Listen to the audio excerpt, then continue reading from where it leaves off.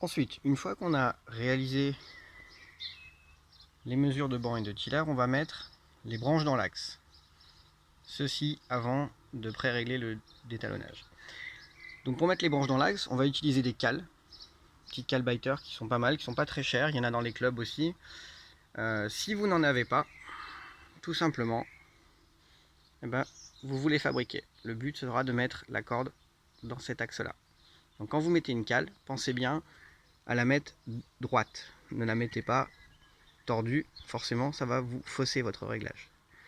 Une fois qu'on a la cale qui est droite, on vient mettre les branches dans l'axe, si elles ne le sont pas déjà, en réglant, encore une fois, contre-écrou, puis réglage qui va venir bouger les chariots. Donc selon les marques c'est différent.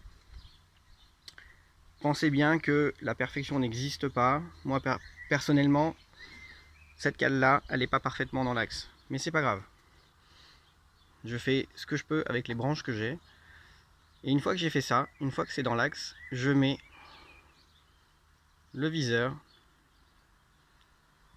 et la flèche, hop, dans l'axe. Pour cela, je règle la sortie de mon berger avec le contre-écrou. J'adapte mon épingle pour avoir l'appui qui m'intéresse. Et je fais ceci en respectant un point très important. Mettre la flèche dans l'axe. Donc ni trop haute, ni trop basse. Mettre dans l'axe de mon berger.